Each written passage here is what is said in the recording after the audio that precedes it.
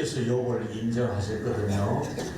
욥처럼 정직하고 순수하고 또 깨끗한 사람이 뭔가 봤느냐? 하나님이 칭찬하는 사람입니다. 근데 하나님이 칭찬하는 사람인데도 불구하고 엄청난 고난을 받아야 됐습니다. 좀 말이 모순되지 않습니까? 하나님께로부터 인정을 받은 사람이고 칭찬받고 정직하고 순전하고 악에서 떠난 사람인데 어째서 이렇게 어려운 고통을 당해야 되는가?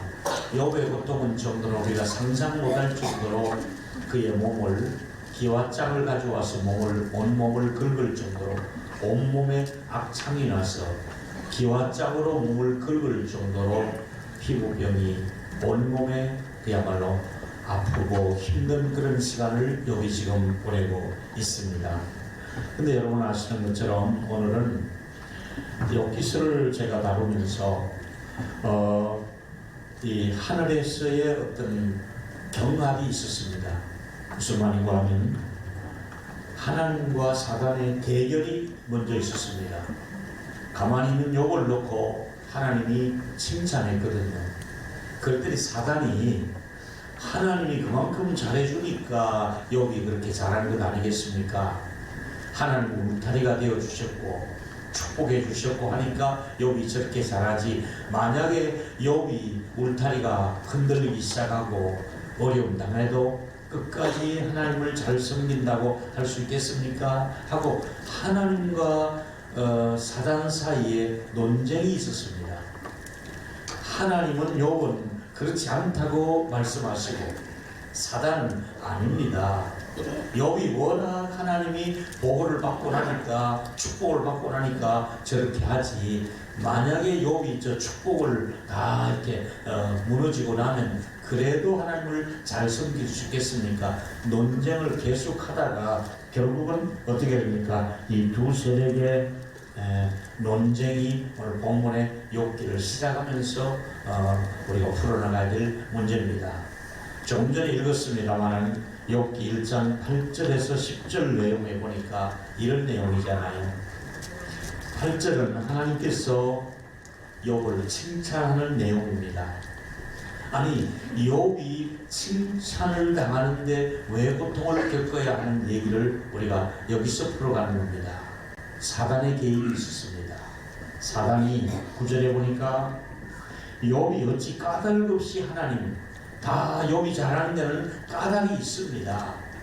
그냥 잘하는 것이 아니라 그만큼 하나님이 잘해주시는데 그 잘해주기 때문에 그런 것 아니겠습니까? 하나님 만약에 잘못해줘 보세요. 욥이 끝까지 그렇게 가겠습니까? 이런 내용으로 대화가 주고받습니다.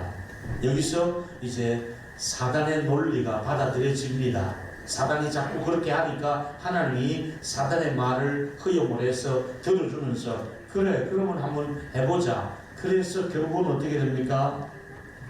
욥을 아주 어려운 공격에 빠뜨리게 되는 시험 대비에 욥이 올라가게 됩니다. 욥의 입장에서는 왜 하필이면 저입니까?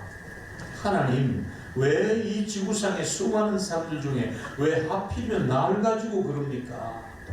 내가 뭘 잘못했다고 나를 가지고 하나님도 저를 인정하셨지 않습니까? 칭찬도 하셨지 않습니까? 근데 왜 가만히 있는 나를 가지고 내기를 해가지고 내가 이것 때문에 당해야 됩니까? 그렇게 얘기하는 겁니다. 오늘 설교의 핵심은 바로 이겁니다. 본인의 의사와 관계없이 욥이 뭘 잘하고 잘못하고 관계없이 욥의 본인의 의사와 관계없이 하나님과 사단의 내기를 하다가 결국은 하나님과 사단이 발시름을 하는 겁니다. 누가 이기나 하면 내기를 겨루다가 저기에 주전선수로 누구를 놓고 하느냐 하면은 욥이라고 하는 사람을 대표 선수로 놓고 흔들어내기 시작하는 겁니다. 사단도 흔들고 욥도 흔들고 거기서 하나님도 흔들어 보면서 자 누가 이기나 보자. 사단의 말이 맞는지 하나님의 말씀이 맞는지 욥이 어떤 반응을 보이는지 한번 두고 보자. 가만히 있는 욥을 놓고 이 세력 간의 다툼이 일어난 것이 욥기서의 시작입니다. 그래서 어떻게 됩니까? 주변의 약탈자를 먼저 사단이 동원합니다.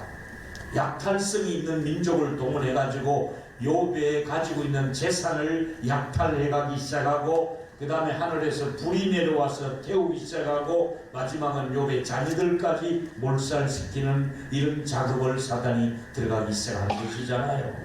보겠습니다. 욥기 1장 13절에 보니까 욥의 자녀들이 마다들의 집에서 음식을 먹고 있었습니다.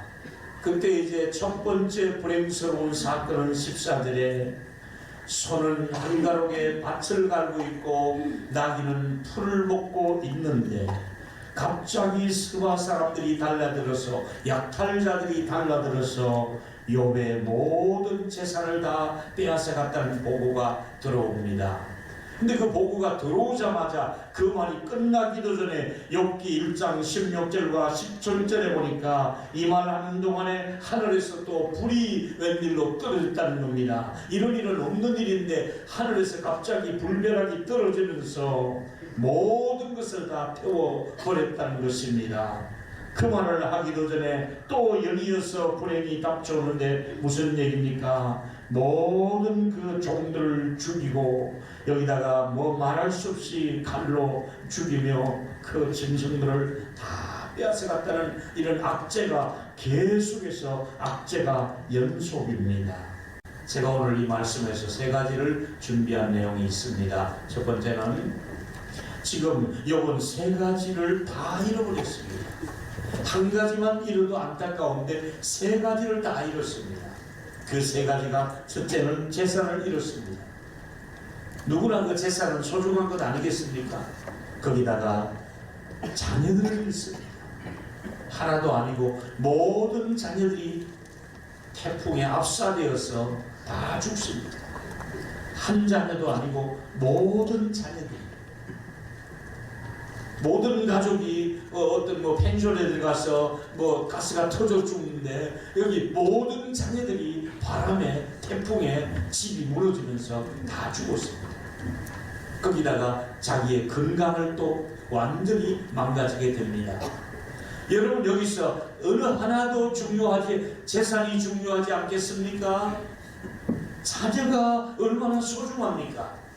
본인의 건강이 이보다 더 소중하지 어느 것 하나 소홀할 수가 없는 것이 재산, 자녀, 건강 이 세 가지를 완전히 다 버려버렸습니다.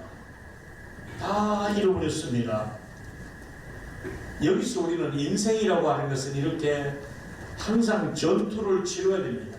이런 고난이 우리 앞에 달려올 때가 있습니다. 이거하고 맞서야 되는 것이 우리 인생이기도 합니다. 정말 불행스러운 일이 우리 주변에도 도사리고 있거든요. 왜 이런 억울한 일을 내가 겪어야 됩니까? 이런 것들이 우리 주변에 얼마든지 볼 수 있는 현상 아니겠습니까? 왜 불행한 일은 연속적으로 일어나느냐 이겁니다. 이거 하나는 족한데 한 곱이 넘기는가 했더니 더 큰 일이 또 닥쳐오고 또 어려움이 닥치면서 불행스러운 일을 계속해서 연이어 우리가 닥치면서 우리 속에도 적잖은 마음의 고통을 가지고 살아갈 수밖에 없는 것이지요. 하나님이 다스리는 세상에 왜 이런 일이 있을 수가 있는가? 하나님은 왜 구경만 하고 계실까? 하나님은 왜 내가 소화하기 힘든 고통을 내게 짊어지우실까? 고난에 대해서 우리가 굉장히 궁금해하는 것이 우리들의 얘기지요. 거기다가 욥이 심하게 재산을 잃고 아프다는 얘기를 듣고 재산을 잃고 자녀들이 다 떼죽음을 당했다는 얘기를 듣고 좋은 친구들이 주변을 찾아와서 위로합니다.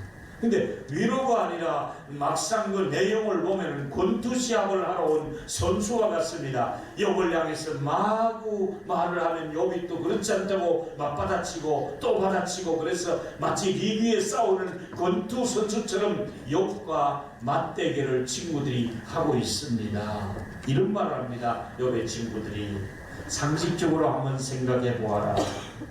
하나님이 이유 없이 너를 이렇게 고통을 주겠느냐? 한번 깊이 생각해봐라. 네가 뭔 잘못이 있어도 잘못이 있었기 때문에 이런 고통 당한 것 아니겠느냐 이러면서 나름대로 자기들의 어떤 논리를 가지고 자기들의 철학을 가지고 자기들의 경험을 가지고 여봐 생각해봐라. 네가 이런 일을 당하는 것은 뭔가가 네가 잘못이 있은 것 아니겠는가. 자꾸 이렇게 말을 붙이는데도 불구하고 욥의 입장에서는 그게 아니지요.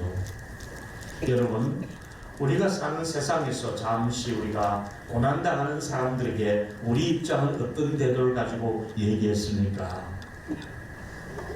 우리가 살고 있는 세상을 보면 악한 사람들이 더 잘 살거든요. 아주 악한 인간들이 더 잘 살아요. 부자로 살고 건강하고 아무 일 없고 자식들도 잘 되고. 그런데 반대로 굉장히 착하게 살고 진실하게 살고 양심적으로 깨끗하게 소박하게 사는데 왠지 불행스러운 일이 또 연속적으로 일어나는 거야. 그 사람은 정말 괜찮은 사람인데 자녀들에게 문제가 있고 그 문제가 풀어지지 않고 고난의 연속이 계속되고 있단 말이지. 하나님은 왜 악한 사람을 벌하지 않고 저 착한 사람이 저렇게 어려움을 당하고 살도록 하나님 뭐라고 계세요? 왜 하나님 모른 척하고 계세요? 하나님께 실망을 했습니다. 그런 얘기들이죠. 그렇다면 여러분, 왜 아프리카에 저 많은 사람들이 가난해서 죽어갑니까? 엄마의 젖을 먹지 못해서 영양식을 먹지 못해서 마른 아이를 끌어안고 있는 그 엄마가 도와달라는 호소를 하는 우리 CF를 보잖아요. 지금 도와주지 않으면 이 아이들은 죽는다고 우리가 늘 TV에 나와서 도와달라고 얘기를 하잖아요. 어떤 곳은 양식이 없어서 저렇게 죽어가고 어떤 나라는 아주 음식이 넘쳐나서 막 쓰레기가 뜨면 음식을 그냥 다 갖다 내버리는 그런 나라가 한두 번이 아니에요. 어떤 젊은이들은 막 마약이다 이런 거 좋지 않은 곳에 빠져 있고 또 어떤 젊은이들은 그 젊음의 30대 나이에 선교사로 가서 풍독범에 시달려 죽게 되고 선교사로 가서 아이들이 죽게 되고 그래서 막 그야말로 젊은 나이에 선교지에 가서 순교를 당하고 이렇게 살아가는데 이거 불공평하지 않습니까? 어떤 나라는 굶어 죽고 어떤 사람은 마약에서 저렇게 놀아나고 어떤 청년들은 저렇게 젊은 나이를 선교지에 가서 순교까지 하는데 하나님 왜 자꾸 이렇게 불공평한 일들이 우리가 이해 안 되는 일들이 우리 주변에 있는데도 하나님은 뭘 하고 계십니까? 이제 조금 더 나가보겠습니다. 욥의 고통에 대해서 제가 책을 보다 보니까 필립 얀시의 글을 인용하고 싶었습니다. 사실은 제가 컨디션이 좋을 때마다 설교 준비에 몰입을 합니다. 굉장히 많은 시간을 설교 준비하는 데 제가 시간을 할애해서 명절 내내 밖에 나가지 않고 설교 준비할 때가 많았습니다. 그런데 제가 오늘 설교는 3일 동안을 이 설교에 몰입하느라고 특별히 오늘 제가 소개하고 옛날 가면 소개해서 인용했습니다만 이 필립 얀시가 쓴 그 하나님 당신께 실망했습니다 하는 약 330페이지 되는 책을 붙들고 이틀 동안을 읽었습니다. 그리고 이 책에서 이 저자가 말씀하는 내용을 이 시간에 잠깐 소개함으로 욥기에 대한 고난의 해석을 이분이 한 내용을 그대로 제가 한번 전달하도록 해보겠습니다. 첫째는 하나님께서 우리에게 왜 고난이 당하게 하는지 모르도록 내버려 두신 이유는 모르는 것이 낫기 때문이다. 이 말을 했어요. 한번 따라해 보실까요? 왜 고난당하는지 모르는 것이 낫다. 일단 몰라도 괜찮다 이 말이에요. 다 알려고 하지 말고 몰라도 괜찮아. 네가 너무 알려고 하지 마. 모르는 것도 괜찮다. 그럼 너무 알면 어떻게 되느냐? 두 번째 얘기는 예레미야 얘기를 하죠. 예레미야가 예루살렘이 파괴될 것을 미리 알았기 때문에 몰랐으면 괜찮아. 미리 알았기 때문에 그것 때문에 얼마나 고통스러워서 눈물을 흘리며 예루살렘의 성이 불타고 모두가 노예로 끌려갈 걸 알았기 때문에 예레미야의 눈에는 눈물이 마르지 않았던 거예요. 나라를 생각하고. 일단 알고 나면은 마음이 더 아플 수도 있기 때문에 모르는 것이 낫다는 거예요. 고통의 원인을 모르는 것이 오히려 나을 수도 있다는 거예요. 이 필립이 안시의 글이에요. 세 번째 얘기는 우리를 무지하게 놔두시는 이유는 우리가 다 이해할 수 없다는 것이기 때문에 모르는 것이다. 우리가 무지하다는 거예요. 우리가 해석을 다 할 수가 없는 거예요. 우리의 고난에 대해서 우리 머리로 우리의 경험으로 다 해석할 수 없기 때문에 차라리 모르는 것이 낫다는 거예요. 그래서 가려놨다는 거예요. 마지막에 네 번째 얘기는요, 모든 것이 시간이 지나고 나면 기다리면 미래의 그 해답을 얻게 된다는 거예요. 고통 속에서는 지금은 다 몰라도 기다리면 좀 더 있으면 미래에 그 모든 해답이 우리에게 유익하도록 주어지는 해답이 올 거니까 지금은 모르더라도 고통스럽더라도 기다려라. 좀 있으면 그 모든 것이 답이 너에게 올 것이다. 이 얘기로 필립이 안시는 글을 마무리했거든요. 여러분, 모든 것을 합력하여 선을 이룬다는 말은 이해해요. 그런데 어떻게 선을 이루는지는 몰라요. 모든 것을 합력하여 선을 이룬다는 것은 동의를 해요. 근데 어떻게 그 과정이 되어지는지는 기다려봐야 되는 거예요. 어떤 선을 이룰지는 기다려봐야 되는 거예요. 그래서 지금은 몰라요. 시간이 지나면 모든 것이 다 해결된다는 것을 우리에게 말씀해 주고 있거든요. 다만 이 시간에 제가 메시지를 드리고 싶은 것은 고난에 처해진 분들이 있습니까? 다른 건 없습니다. 믿음으로 대처하는 길밖에 없습니다. 우리 한번 따라했으면 좋겠습니다. 고난 앞에 물러서지 말고 믿음으로 맞서라. 할렐루야. 믿음으로 맞서는 길밖에 없습니다. 믿음으로 맞서라는 거예요. 마치 다윗 앞에 골리앗이 버티고 있을 때에 다윗은 자신의 힘이 아니라 믿음으로 물맷돌을 들고 골리앗을 향하여 던지는 겁니다. 다윗의 믿음입니다. 만군의 여호와 하나님을 의지하는 믿음으로 맞섰던 것입니다. 골리앗을 향하여 다윗은 믿음으로 맞섰던 것처럼 우리가 어려운 힘든 일들을 믿음으로 맞서라고 성경은 말씀하고 있습니다. 할렐루야. 믿음으로 맞서라. 그리고 여러분, 우리가 말씀을 의지하면 되는 것은 로마의 백부장이 내 집에 오심을 나는 감당치 못하겠습니다. 안 오셔도 되니까 말씀으로만 하옵소서. 다만 말씀으로만 하옵소서. 말씀만 믿는 믿음, 하나님의 전능하신 말씀을 믿는 믿음이 있으면 그 문제를 해결할 수 있는 줄로 믿습니다. 말씀만 믿고 있으면 된다 이 말이지요. 설마 말씀이 될까요? 아닙니다. 여호와께서 능치 못할 일이 있겠느냐? 말씀이면 충분하다 이 말이지요.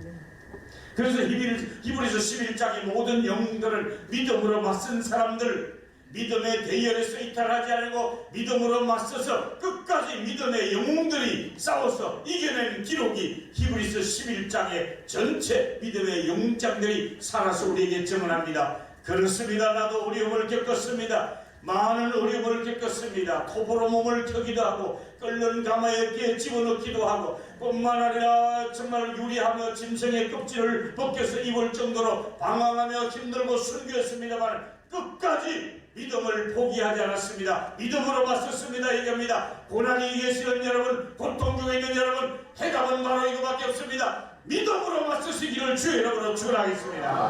믿음으로 맞서면 됩니다. 믿음 외에는 해결할 방법이 없습니다. 믿음 외에는 이해할 수가 없습니다. 믿음이 해답입니다. 할렐루야. 믿고 예수를 믿고 기다리라 이 말입니다. 하나님이 하신 일을 믿고 기다리라 이 말입니다. 믿음입니다.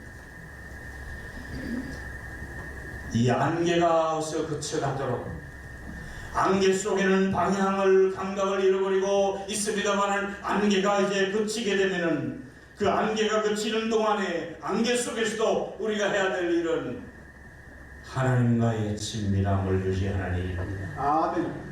고난이 깊어져도 상처가 있어도 가난해도 자식들에게 문제가 있어도 재산이 날아가더라도 건강에 문제가 있더라도 한 가지, 하나님과의 친밀함, 하나님과의 친밀함을 유지하고 있을 때에 그런 마지막 승자로서 설 수가 있는 것입니다. 어떤 일이 있어도 하나님과의 친밀함을 유지할 수 있는 저와 여러분이 되기를 축원하겠습니다. 하나님과의 친밀함. 세 번째, 결국 욥은 살아계신 하나님을 만나게 되고 그 다음에 모든 노후에 회복하게 됩니다.